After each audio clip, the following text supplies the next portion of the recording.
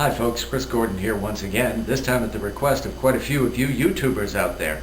It's been about a year since I did the video Fun with the Single Action Colt, and I want to thank everybody for the comments and the personal messages that people have sent me. I never really expected anything near the kind of response that I've gotten.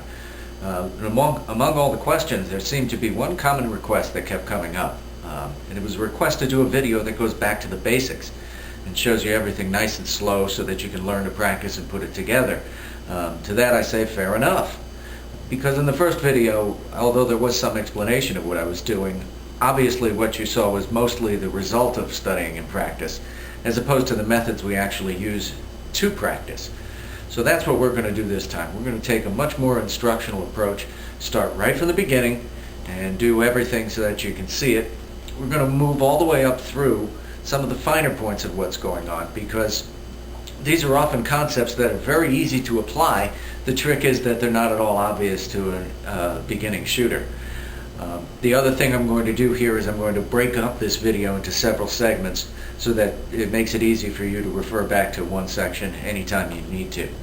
So with that in mind, let's talk about the gear.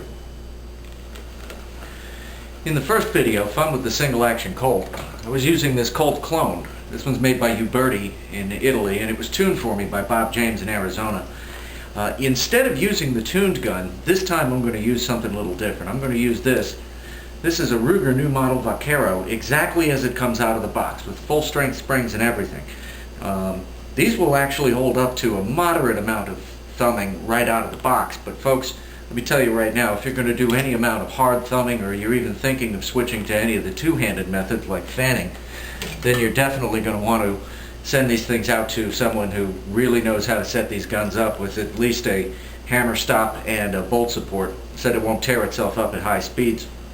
But for the purposes of this video, I'm going to be doing this with an absolutely stock gun so that everything you see, you can do yourself. It's certainly easier with a glass smooth light action, but it's not at all necessary. So if you see me doing it, you can do it too. Well, one other thing I wanted to mention, in order to do this in really good detail, we're going to limit this to the traditional method of drawing and firing the gun, the one-handed thumbing method, the Hollywood fast draw that we've all seen. And since we're not going to get into fanning or slapcock or any of those other things, I promise I will give you a bonus way down at the end where I'll show you a way of thumbing this six gun many times faster than any of the traditional Hollywood draws.